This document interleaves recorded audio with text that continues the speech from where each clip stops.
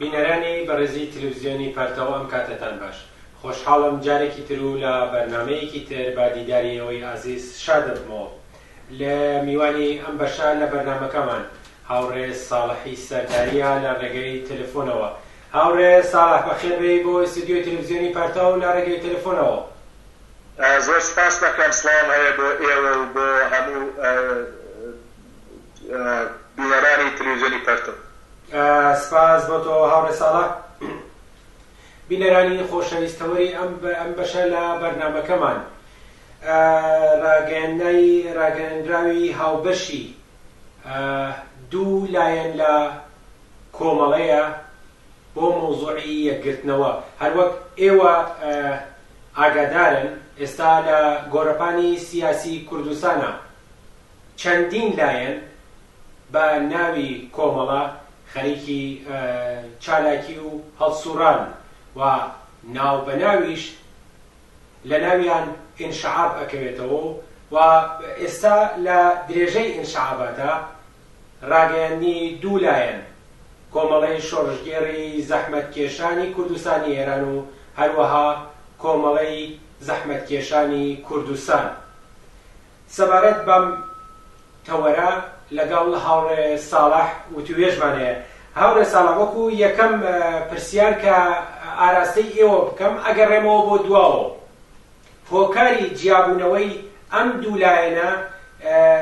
با بڵێن لایەنی یەکەمیان لە ساڵی 2000 لە حیزبی کۆمونیستی ئێران بە سکرتاریەتی عەبدوڵای موحتەدی و دواتر لە ساڵی 2007 بە سکرتاریەتی عومەری خانیزادە. هۆکاری جیابوونەوەی ئەمانە چییە؟ حەزەکەم تێوینیە بدەم لەسەر پرسیارەکە. ئەمە کە گوایە کۆمەڵە لە حیزب کۆمونیست ئێران جیابووەسەوە وانییە ئەوەی عەبدوڵای موحتەدی. کۆمەڵە ئەو کۆمەڵە ئێمەمان ناسی و نەرزەب قانونی ڕەسمی و کۆمەڵەیەکەوە کۆمەڵەی حیزبی کۆمونیستی ئێرانە و ئەمانە بەشێک بوون کە جیابوونەوە. دەرنەتیجە ئەم ئیدعای کەن کە گوایە لە حیزبی کۆمونیستی ئێران هاتنە دەرەوە غێر واقعیە و هەر ساڵی 2000 ئەوان جیابوونە ئەقەلیەتیش بوون لەناو کۆمەڵە و بەرحاڵ ئیدعایان نەکرد کاشە بەشێکی زۆر لە کۆمەڵە بن بە ئەوان کۆمیتە مەرکەزیەکان زۆرتر ئەوان بێ کە خود کۆمەڵەی حیزبی کۆمونیستی ئێران قبولی نەکرد و جیابوونەوە. ئەو کاتە ئەم دوو باڵەوە ئێستا ئیمشەو ئێمە قسەیان لەسەرەکەین کە سەرپەرستەکەی عەبدوڵای موحتەدیە کرد و دوایی ئەم باڵەیەشی عومەری خانیزادە هەردووکیان بەیەکەوە بوون و حتا تعدادێکی تر کە جیابوونەوەیان. مەبەستم ئەوەیە کە دواییش دوای ماوەیەک ئەمانە جیابوونەوە لە یەک. لە جوابی پرسیارەکەی تو گوایە ئەمانە ئەنواعی ئختلافی سیاسیان هەیە، نەخێوانیە، هیچ ئختلافی سیاسیان نەبوو. ظاهرەن اختلاف و مسائل و مشکلاتێکیان بوو، هەم لەسەر بەشداریکردنی قدرەت و دەسەڵات خۆیان ناو کۆمەڵە و هەم مەسائلێکی ماڵی بوو کە خۆیان ئەوە من ئیدعایان بۆ ناکەم خۆیان ڕەش لەسەر سپی نووسیان لەرەو سەردەما و ڕاستەکەی هیچ کێشەیەکی سیاسی بێژی اختلاف بووە نەبوو. من ئەزانم ئەو بەشەی وا بەناو عومەری خانیزادەوە جیابوونەوە باسییان ئەوە بوو کە وەرەمە تاکەی لە ئوردوگا دانیشین و ئەچین ئەین بە کێفا و ئەڕێنەوە بۆ قەندیل و واکەین و واکەین کە دیمان دوای ئینشعابەکەیان نەتەنیا ئەو کارەیان نەکرد ئەینەن هەمان ئوردوگانشینی و عەبدوڵای موحتەدی کردبووی ئەوان شەر کردیان و دانیشتنەوە ئیسە ئیدعایەک لە ئەوە کە گوایە تەنیا ئختلافیانەوە بووە کە ئەمان ئەچنەوە لە قەندیلە و پێشمەرگاری دەست پێەکەن و حەزوری نظامیانە بێ لە کوردستانە وهانە بوو. جارجار تیمگەلێکیان ناردەوە کە بەداخەوە هەموو تیمەکانیان تیا چوون و نەگەڕانەوە. ئەگەرەکمەوە بێژن هیچ اختلافێکی سیاسی نەبوو، بەڵکو مەسائلێک وا لەسەرەوە کامیان لە دەسەڵاتە بن، کامیان بەرحاڵ ئیتهاماتیشیان ئەدا لە یەک لەسەر مەسەلەی ماڵی و اختلاس ماڵی لە ناویەکە. بەرحاڵ هەموو ئەسناد و مەدارەکەی ئەو دەورانە هەیە گەرەکمە ئەوە لە بەجواب سوالەکەتە ئەمانە هیچ اختلافێکیان نەبوو لە ئەو وەختە کە جیابوونەوە. بەڵێ هاوڕێ ساڵح، دیارە لە وتوویژێکە لەگەڵ عومەری خانیزادە کراوە باز لە مزاکراتی مابینی هەردوو لایەنەکات کە هیچ پێشمەرجێکیان نییە بۆ مزاکرەکردن و دانیشتن لەسەر ئەم تەوەرە. پێم خۆشە تۆزێک زیاتر ئەو بابەتە بکەیتەوە، باز لە کۆمەڵێکی گیر و گرفتی مادی ئەکرێت ئەگەر لەو بوارەوە ئەکرێت تۆزێ زیاتر ڕوونکردنەوەی کە هۆکاری جیابوونەوەی نێوان ئەم دوو لایە نەبووە. بەهەرحاڵ ئەوە مەدرەک و سەنەدەکانی و هەیە هین ئەوان ئەو دەورانە کە مەسائل و مشکلات خۆیان چی بووە، مەسائلێکی سیاسی نەبووە. ئێستەش بە نەزەمەنی یەکگرتنەوەکان هیچ اختلافێکی تیان نییە. مەسەلەکان تەنیا ئەوەسە کە دەورەیەک لەناو یەکە لە سەرحی ڕەهبەریەکانە لە سەرحی بەتایبەت ڕەهبەرانی ئەم دوو تەشکیلاتە کە ئێستا بەناو کۆمەڵەوە فعالیتەکەن و هیچ ڕەتێکیان بە ئەو کۆمەڵەوە ئێمە ئەمان ناسی تیا بوون نەماوە و نییە. دەرنەتیجە ئەوان باسییانە کرد کە سکرتری کۆمەڵەی ئەو کاتە کە عەبدوڵای موحتەدی بووە هەموو قەدرەت توشتی لە قەبزەکەی دەست خۆی ئێمە ناتوانین بەخاتی وا بکەین پول و سروەت و مەسائلێکی ماویە هەیە یا کاتێک وا هەسیان هە لە دەست ئەوە هەروەکو چۆن لە قاسم لوا بوو قسەیان ئەوە بوو. بەهەرحاڵ لەسەر ئەو سری مەسائل تەشکیلاتی و ماڵی لە یەکجیابوونەوە وە کۆنگرەکان بوو بە دوو شاق و بوون بە دوو تەشکیلات. ئیسە دوای ماوەیە بەنەزەر من یەکیان گرتووە خۆ زۆر تەبیعیە لەبەر خاترەوە چون اختلاف سیاسیان نەبووە. مەسەلەیەک وا بەنظر من مهمە کە بۆ ئێستا لە ئەمانە لەم کاتانە یەکەگرنەوە ڕاستکەی دەدارێکی هەیە. ئەحزابی ناسیۆنالیست و ئەحزابی وا چاویان بڕیوەسە سەرۆ و چاویان بڕیوەسە بەند و بەست بەی دەوڵەتەکان و چاویان بڕیوەسە کەسێک لە دەرەوە بێت و کوردستانیان بۆ ڕزگارکە و لە سایی ئەو حەملەی نظامی بێ هەر جۆر بێ ئەیان بگەن بە دەسەڵات و قودرەت. وقتی ئەم ئوفەقە کوێرە بێتەوە مەسەڵەن دەورەیە گەر لەبیرتان بێ وەختی خاتمی هاتە سەرکار با ئیسلاح تەلەبی کرد هەر هۆیەکی جیابوونەوەی ئەم بە ئەمانەوە ئێستا هەردووکیان دوو تەشکیلات نوێتیانەوە بەیەکە لە کۆمەڵەی حیزبی کۆمونیستیان ئەوە بوو کە پێیان وا بۆ خاتەمی هاتووە دیالۆگی تەمەدون هەیەوە ئێمە ناتوانین بشین لەگەڵ یا سازش بکەین و حتا شتی نووسی عەبدوڵای موحتەدی لە ئەو وەختە کە بێن و بابێک و دیالۆگ بکەین لەگەڵ خاتمیەوە چاوەڕێ من خاتەمی شتێکیان باتێ. بەڵام بەهەرحاڵ نە خاتەمی کارێک بوو لە جمهوری ئیسلامیە و بەسەرهات و تەغییرات دوای ئەوە ئەو ئوفەقەی لێ کوێرەوەکردن هەمی ساوای دەستیانداوە مبارزەکردن و پاڵیانداوە و جهەتیان بەرەو ئەمریکا ڕۆیشتە کە ئەمریکا ئەم حەملە نظامیەکە بەتایبەت و دوای کوردستان عێراق خۆبنەوەی کوردستان ئێرانە و هەم ئەوان هەم حیزبی دموکرات باسییان دەکرد. وەختی ئەم ڕژیم چینج بوو بەحسەوە بوو کە لە دەوران بوشە حەملەی نظامی کرد بە ئێران ئەمان حتا چوون بۆ ئەمریکا ئەمان و حیزبی دموکرات لەگەڵ مەحبوبین دەرەجە چەندمی وەزارەتی ئوموری خارجە دانیشن ئەمریکا و حتا بڕێ پۆروپانیاندا پیان وا بوو کە مەسەڵەن شەڕ دەست پێەکە و جمهوری ئیسلامیە ڕووخێ و خۆیان بە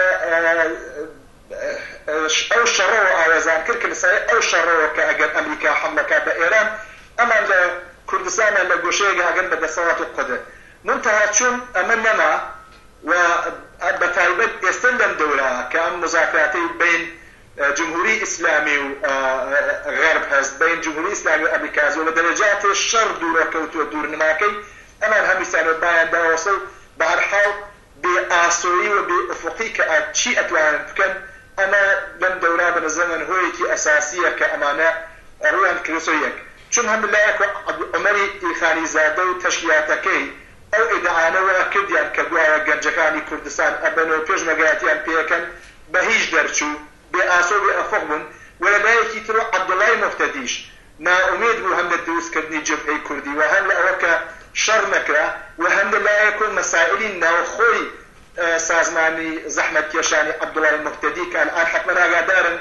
بەشێکی زۆر لە کۆمیتە مەرکەزیەکان لەم کۆنگرە نەچوون ئەم کۆمیتە مەرکەزیە ئەندامای وەختەی سیاسی و ئەترازیان بوو نەچوون ناو کۆمیتە مەرکەزی و حتا نامەیان بۆ نووسیون و حتا دەستیان داوەسەوە کە بەشێ لە کابرا قەدیمەکان خۆیان دەرکردن ئەمە بۆسە باعث ئێعتراز و ناڕەزایەتی زۆر ناو تشکیلاتێکی خۆیان بەرامبەر بە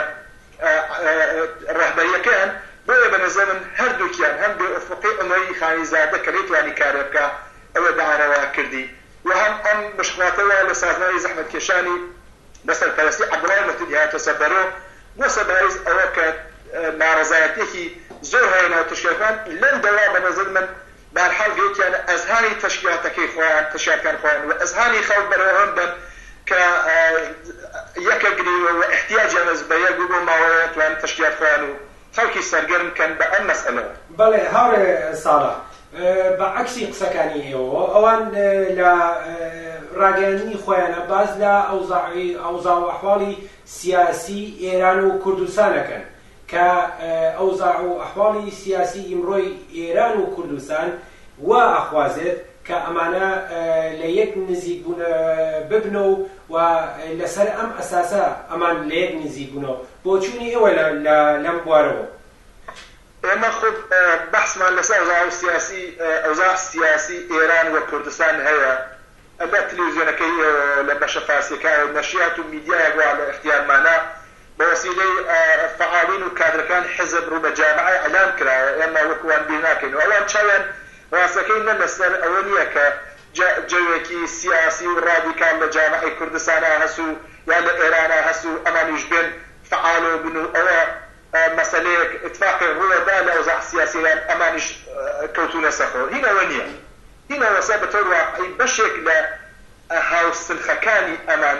لە کوردستانە و خۆشیان دڵیان بەم دەوڵەتی ڕۆحانی خۆش کردووە. حتمما ئاگادارم ئەو بەشانەوە لە ئیسلاح طەلەبانی کورد و لە مەجلیسا بوون و هەمیشە داربەسی جمهوری ئیسلامی لە کوردستانە و لە جبهەی متحدی کووردا کە ئەو کاتە بەهای ئەدەب کە فەوتی کردووایی سەرپەرستیە کرد و بەشێک زۆر لە بە ئیسلاح نمایندگان مەجلس لە دەورەهای مختلف شارەکان کوردستانە لەوێ کۆبوونەوە پیان وا بوو کە چوونە پشت دەوڵەت خاتەمیە ڕێیاندا بوو پیان وا بوو خاتەمی کارێکیان بۆکە بەهەرحاڵ حزبێکیان خەریکن حزب دروستەکەن کە حەملەیان کردووە حتمما ئاگادارم سوپای کازان و ئیطلاعات بە حتا ئەوانیشان تەحەمڵ نەکردووە. بە نەزەرم ئەمە ئەوەیان کە پیان وایە لە ناوخۆی ئێران و ئەوە حزبێکتر دروستە بێ سەر ئەمان بێکراوەمێتەوە و لەم ئەوزاع حوارا ئەوانیش بۆ ئەوە بچن و لەهەرد ئەم بەند و بەست و سازش و ئەمانە بن مەرزور ئەوان ئەوە سەڕاستەکەی کە گۆش دەوڵەتی ڕۆحانی هاتووە ممکنە ئەمان لە بەشێک ئەحزابی وەکوسێن مەرزورمە لە بەشێک لە قدرەتان دەسەڵاتیان ببن لایەکیان لێ بکەنەوە سازشیان لەگەڵا بکەن جوابیان بدەن و مزاکرەیەکیان لەگەڵاکەن و گەیەکیانە خۆیان بەهێز و بە قدرەت و بە یەکگرتووی و نیشان بن کە لایە لە ئەماش بکەوە. من پێم وایە ئەنا خۆیان نەزانن ئەوزاعی سیاسی ئێران وەها نییە. بە نەزەر من دەوڵەتی خاتەمی خات ببەخشن ڕوحانیات و سەرکار هەر بەشێک لە جمهوری ئیسلامی و پارەی تەن جمهوری ئیسلامیە. بە نەزەر من نەتەنیا کۆمەکی نەکردووە بە ئەوە ئەوزاع سیاسی لە ئێرانە بەرەو باشە بچێ و خەڵک زۆرتر بێنەمەیان بەڵکو بە نەزەر من دەورەیەک بە دەورەیەک لە عەقڵ مەوەقەت خەڵکی متەوەهم کردووە دەرنەتیجە تەنیا ئەو خۆشیان نەزانن تەنیا شتێک وە مەسئلەس ئەمانە کە ئەگەر شتێک هاتە بەرەوە ئەگەر مزاکرەیەک سازشی کاتە بەرەوە ئەمان بە نیرویەکی زۆرتر و بە قودرەتێکی زۆرتر بەشداریکەن. ئەنا تەغییر و تەحەولاتێکی ئاوا لە ئەوزاعی سیاسی مثبت بە نەزەر من دوای دەوڵەتی ڕۆحانی ناتۆسە بەرەوە بەڵام ئەزانن کە خەڵکیش دانانیشن کرێکار و زەحمەتکەش لەو جامعە ناچارنەوە بارزەی خۆیانەکەن و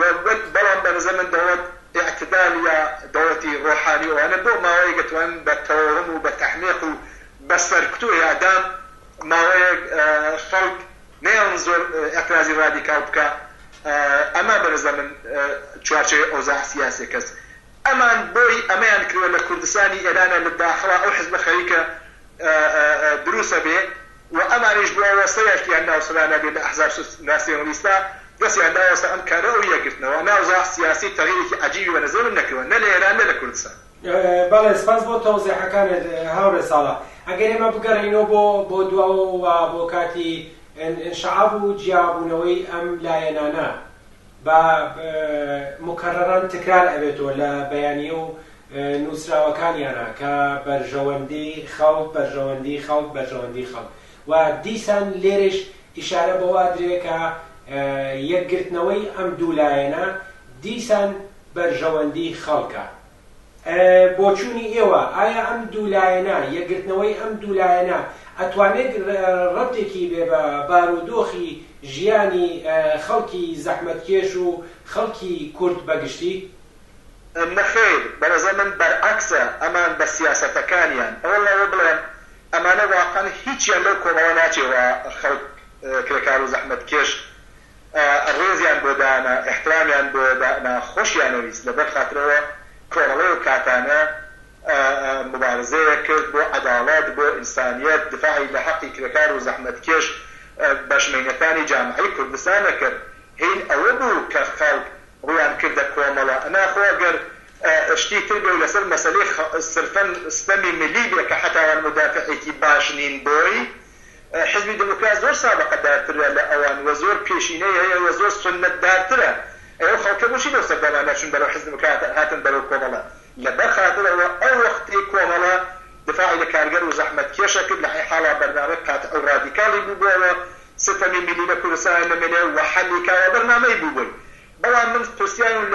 لە هەر کەسێوە حتا ئەمانەوە ئێستا بەناو کۆمەڵەوە کە خەریکن یەکەگرنەوە لە ناوی خۆشی کۆمەڵە خۆشەویستی کۆمەڵی ئەو سەردەمانە هێشتا لە سایی سەر فعالیتەکانی کۆمونیستەکانی ئەو دەورەوە ئەمان هێشتا نانەخۆن من پرسیارێکم هەست واقعاً یەکێ بە من بێژە فەرقێ لە حزب دموکراتە چییە؟ ئایا حزب دموکراتی کوردستان بە هەردوو باڵەکەیەوە؟ ئایا سیاسەتیان نسبەت بە جمهوری ئسلامی فەرقەکە؟ ئایا هەردوو لایەن لە حزب دموکراتە بەرنامەیان ئەوە نییە فدرالیزم بۆ کوردستان بێ؟ ئایا سیاستیان نسبەت بە ئەو ئەحواڵەوە لە مەنتەقەکە زەویە خاوەنمیانە عێراق چوزانم سووریە ئەو تەحواتەوە لە خاوەنمیانە هەست فەرقیان هەست ئایا بەرخودیان بە ئیمپریالیست و بەش ئەمریکا و بە ئەمانە فەرقیان هەست بە یەکۆ بەرعکس اتفاقا من پێم وایە حزبی دموکراتی کوردستان بە هەردوو باڵەکەیەوە لە ئەمانە لەم دوو سازمانەوە ئیسمانە بەرەوەنە سنەتدارتن حتا لەمەوە دیکە چەپترن ئەوان بووەوە ئەو سابقەی گوزەشتەی خۆیانە پاکەوەکەن و قبولیان کرد لە بارگای ناسیۆنالیزم و ارتجاع و کۆمەپەرستیە بە سورعەت خەریکن ئەڕۆنە دەرەوە بێژن ئێمە چەپ نەبووین ئەو کۆمەڵە نییە حزبی کۆمونیستی ئێران دروست بوو ئیشتباه زۆر شتی تر گرتنەوە بژم لە هەموو سیاسەتی وا دفاعی کرد لە خەڵک کەیسە ئەمانە ناویە بن ئەوان ئەدووریان کردووە دروست بەرعەکسی ئەوەی نەکەن هاوڕێ ساڵح دێ بە ناو قسەکانت بەڵام ئەمان سفرەیەکیان لەسەر ناو کەسایەتیە شۆڕژگێر و کۆمۆنیستەکانی ئەو سەردەمەی کۆمەڵە کە حزوریان بووە لەسەر ئەو ناوە سفرە و خوانیان ڕازاندۆتەوە بەڵێ ئەگەر چاو لە ئەوانەکەی چه ئەوانەوە گیانیان بەخت کرد وە چه ئەوانەوە ماون و سویسە ناو ئەوانە نین حقیقەتەن ئەوانەوە گیانیان بەخت کرد و ئێستا لە ژێر خاکان و ئەمانە کەسی خۆیان ناویانە بن زەڕەیە حەقایەتی تیان نییە ئەوانە کۆمونیست بوون ئەوانە شۆڕژگێر بوون ئەوانە بۆ دفاع لە کرێکار و زەحمەتکێش و بەشمێنەتانی خەڵکی کوردستان مبارزەیان کرد و بە بژی سۆسیالیزم سەریان ناوە گیانیان بەخت کرد لەگەڵ ئەمانەوە ڕەقیب سرودیانە لە جێی ئەنتەرناسیۆناڵ ئەوانیان خوۆند لە جێ ئەوانە بژی سۆسیالیزم ئەمان بژی کوردستان و بژی گەلی کورد ئێمریژەژن بژی خەڵکی کوردستان بەشی زەحمەتکێش و کرێکاری من نایەژم بژی سەرمایەدار کورد نەتانایەژم یەژم بڕوخێ سەرمایەدار کورد یەژم بڕوخێ ئەرتجاع کورد بەڵام لە جامعەی کوردستانە جامعەکی تەبەقاتیە کرێکار و زەحمەتکێش و سەرمایەدار هەست ئەوان گەیەکیان ئەمانەکشکن بە مەڵقەمەیە بەناو مەسلحەتی خەڵکی کورد بەرژەوەندی خەڵکی کورد منفعەتی خەڵکی کورد خەڵک بە تەحمیقا ئەبن خەڵک ئەشیانە بزانن ئەو گەنجانەوە ڕویان تێکەشێت بزانن ئەمانە زەڕەیەک ڕەتیان بە ئەو کۆمەڵە کۆمونیست و خۆشناو و محتەرەمەوە نییە واخەڵ کلور ڕێی تێیە کرد بەڵکو دروست بەرعەکسیەسی یعنی ئەوە ئیدعای من نییە ئەوە خۆیان ڕەش لەسەر سپی نووسیان ئەوە خۆیان لە تەلەڤیزیۆنەکانە شەو ڕۆژ باسیەکەن و ئەوە کەسانێکن وا لە هەموو شتێکی ئەوەختەی کۆمەڵە بەرامبەر بە ئەو شتانەی سیاست و جەهەتگیری کارگەری کۆمونیستی کۆمەڵە وێساون دەرنەتیجە شەو ڕۆژ ئەگەر فومکەن بە بڵۆنگۆکانیانە و باسی بێژنەوە لە بەرخاتری گەلی کورد و من درۆیە لە بەرخاتر بەشێک لە گەلی کوردە ئەویش بەشی سەرمایەدار و دارا و دەوڵەمەند کە هەمیشە ئەو کاتەی کۆمەڵە بەرامبەر بە ئەمە وێساوە و خۆشیان دەوانێت تایە بوون وێسان بەڵام بەداخەوە ئەو لافاوەی لە سەردەمێکا کە هات ئەوانیشەکە خۆیانە برد و چوە سەر جێگەی واقعی خۆیان و ئێستا لە بەرامبەر کارگەر و زەحمەتکێشا وێساون دفاعەکەن لە ارتجاع و کۆنەپەرستی لە کوردستانە و تەواوی بەحسیان تەواوی شەڕیان تەواوی تەبلیغاتیان لەسەرەوەسە کە ئەوانیش وەکو ئەوانی تر لە کوردستانی عێراقا بگەن بە مەنسب بگەن بە دارایی و بگەن بە مەقام و قودرەت بەڵام پێم وایە خەڵکی کورد لە کوردستانی ئێران زۆر وریاترن و وشیارترن ئەتوانن بەرامبەر بە ئەم جۆرە تەرفەندانە بێسن و دفاعکەن لە مەنفەعەت و قازانجی خۆیان. بەڵێ هاوڕێ ساڵح، هەروەک ئێمە و خەڵکی نیشتەجێی کوردستانیش ئاگادارن لە کاتی جیابوونەوەکانەوە و بۆ مانۆردانی زیاتر بەدەیان تیمی نظامیان ناردۆتەوە بۆ کوردستان و قوربانی سیاسەتە چەوتەکانی خۆیانیان کردووە. وەک ئێوە وەکو ئەندامێکی دەفتەر سیاسی حزبی کمونیست کارگری حکمتیست و وەکو کەسێکە لە کەسە خۆشناوەکانی کۆمەڵە بوون و ئیمڕۆ لەم سەفە قەرارتان گرتووە، پێم خۆشە پەیامی ئێوە بۆ خەڵکی کوردستان، بۆ لاوان کوڕان کچان کە چی بکەن لە بەرامبەر ئەم سیاسەتە کە هەر کاتێک ئەیانەوێت کۆمەڵێک بۆ بەرژەوەندی تاکە کەسی و جەمعێکی تایبەت کۆمەڵێک جوان مناڵی خەڵک ئەکەن بە قوربانی. هەروەک ئاگادارین لە هەورامانی منتەقەی مەریوان و خودی شاری مەریوان و سەقز و هەتا ئەگاتۆ سنا و کامێران بەدەیان تیم کە لەلایەن ئەمانەوە گەڕاوەتەوە بێ هیچ ئەمنیەتێک بوونەتە قوربانی. پەیامی ئێوە وەکو دوایین بەشی بەرنامەکەمان. پەیامی من ئەوەسە، ئەوەڵەن من بەرامبەر بە جمهوری ئیسلامی مخالفی مبارزەی مەسەلحانە نیم و زۆریش تەرەفداریم و زەڕێک هیچ پەشیمان نیم لە ئەو دەورەوە لە سەفی کۆمەڵا بووم و مبارزەی مەسەلحانەم کردووە و بەرامبەر بە جمهوری ئیسلامی وەساوم. بەڵام هەموو شتێ بە نەزەر من کات و ساتی خۆی هەیە. هەر کەسێک و هەر هێزێک، هەر فەرماندەیەک، هەر ڕاهبەرێک ئەگەر ئیحساس مەسئولیت کە ئەبێ هەموو شتە لە یەک باتۆ. گیانی ئینسانەکان، گیانی گەنجەکان ئەوە نییە کە بە مەفت و مەرحەبا بەفیڕۆ بچێ. من نەزانم لە جیان مبارزەی ئینقلابیە، لە جیان مبارزەی پێشمەرگانە و مستەلحانە، لە جیان مبارزەی نظامیە، حتا مبارزەی سیاسی زۆر مسالمت ئامیز لە بەرامبەر جمهوری ئیسلامیە خەڵکە کوژرێ، خەڵک کاریگەر و زەحمەتکێش ئەچن فەنیشیان پێ نییە، چەقۆشیان پێ نییە، هیچ ئەبزارێکی بە ئیسلاح شوێد ئامیزیان پێ نییە، بەڵام ئەیندەن بەرگولە. بۆیە لەوە بیگرە کە بەرامبەر بە جمهوری ئیسلامیە گەر بێسی ممکنە تەلەفات بێت تا شەڕی نظامی و تا ئەنبازی مسەلحانە، ئەمە واقعیە. بەڵام بەنظر من ئیحساس مەسئولیەتکردن و شەڕ بێلەخەر قانونی هەیە، عیلمێکە، گۆترە نییە، ناکرێ هەر لە خۆتۆ بێ مەسئولانە بێ گوزەر بەی لە ئەو کاتانەوە بەرحاڵ شۆڕشێکی توودەیی بوو خەڵکی کوردستان پشتیوانیانە کرد لە هێزە سیاسیەکان لە کوردستانە، کۆمەڵە خۆشەویست بوو، خەڵک حازر بوو خۆی لە ئاو ئاگر لەبەر خاترەوە کۆمەکە بە هێزی پێشمەرگەوە کۆمەک پێشمەرگەیە کرد بێ درێخ و هەر ئەوان لەبوایان هیچ کە نەیەتوانی، ئێمە نەمانەتوانی حتا ئەگەر هێزیش زۆری نظامیشمان بوو لە مەنتەقە بمێنەوە. بەڵام بە تۆر واقعی ئەوزا ئەحواڵ گۆڕیاوە، جمهوری ئیسلامی لە زۆر شوێنان مەسەلەت بووە لەبار تەکنیکیەوە، لە پایگاکانیەوە، لە زۆر شوێنی ترا حتا توانیوە بەسیج و ئەوانە بەسیج ئاکتیڤ غێرە ئاکتیڤ، بەسیج فعال و غێرە فعالی بکات و بەداخەوە جەماعەتێکی کردوە بە بەردەست خۆی دەرنەتیجە هەر هێزێکی مەسئول ئەشێ بەرزەمن وریا بێ بزانێت چوە دەستەکان بازەی مستەلحانە کەی تیم نظامی ئەلێتۆ ئەو حاڵەکە لە یەک باتۆ لە ئیحساس مەسئولیەتکە، نەسەرفەن بەخاترەوە هێزێک خۆی هەڵکێشێ بەژێوە قودرەت مەزگەی قوڵایی شارەکان کوردستان ئەو هێزەکەی تر نەیتوانی و ئیحساس مەسئولیت نەکاوە کوڕی خەڵک بادەکوشت. ئەمە کە ئەم سیاسەتە لەم چەند ساڵی ئەخیرا بووە و بەداخەوە من سەرخۆشیەکەم لە بنەماڵەوە کەسانە و ڕۆشتنەوە و لە ئەسەری سیاسەتهای نامەسئولانەی ئەم نەوعە لە کۆمەڵە گیانیان بەخت کرد. واقعا من سەرخۆشیەکەم لە خانەوادەوە کەسوکاریان جێی داخە کە ئەو گەنجانە بە هەزار ئاوات و ئارەزوو هاتن بەناو کۆمەڵەیەوە هێنیان بوونەی بیان لێ کردو و تیاچوون. بەڵام ڕزەمن هێزێکی مەسئول نابێت دەسباتە ئەم کارانە و من داواکەم لە کرێکاران و زەحمەتکێشان لە هەموو گەنجانە مەڕۆن و بالحەق نەبن بە ئەم هێزانەوە کەوا ئیحساس مەسئولیت ناکەن لە قەباڵ ژیانیانە. من پێم وایە جامعەی کوردستان هەر لەو جامعەی کوردستانە لە شارەکانە، لە دێهاتە، لە هەموو شوێنێکە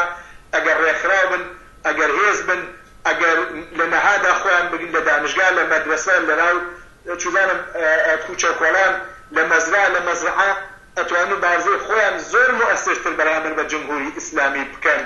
و نێنە ناو ئەو هێزانەی و ئەحساس مسئول ناکەن لە قەڵاوی من داواکەم بە گەنجەکان